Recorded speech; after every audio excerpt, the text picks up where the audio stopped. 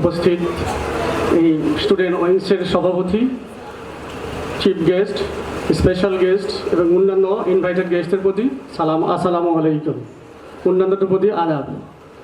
আজকে এত বড় একটা অনুষ্ঠানে অংশগ্রহণ করতে পারে আমি আনন্দিত এবং সকলকে ধন্যবাদ যে এখানে সকল মেয়েদের অংশগ্রহণ, যেখানে এর আগে অনেক বক্তা বলে গেছেন যে অধিকাংশ যে সম্মেলনগুলো হয় সেখানে ছেলেরা অংশগ্রহণ করে এবং এখানেই প্রথম এত বড় একটা অনুষ্ঠান যে এতগুলো মেয়ে অংশগ্রহণ করেছে।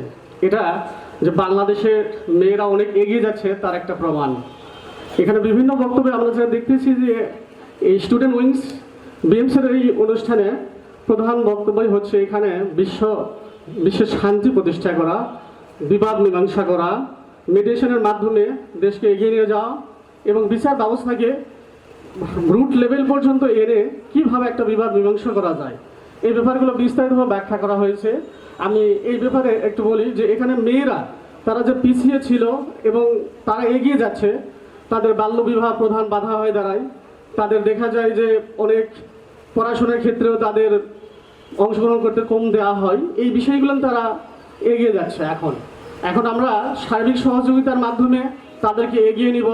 বিশেষ করে স্টুডেন্ট ওয়েলফেয়ার উইংস কনফারেন্সে আমরা সকলেই অংশগ্রহণ করে তাদের কথা শুনবো। এখানে চিফ গেস্ট এবং আরও স্পেশাল গেস্ট যারা আছেন তারা এই ব্যাপারটা আরও বিস্তারিত বলবেন।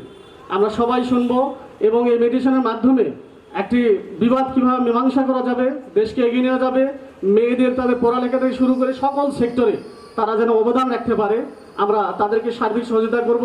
এই বলে বক্তব্য শেষ করছি। আসসালামু আলাইকুম।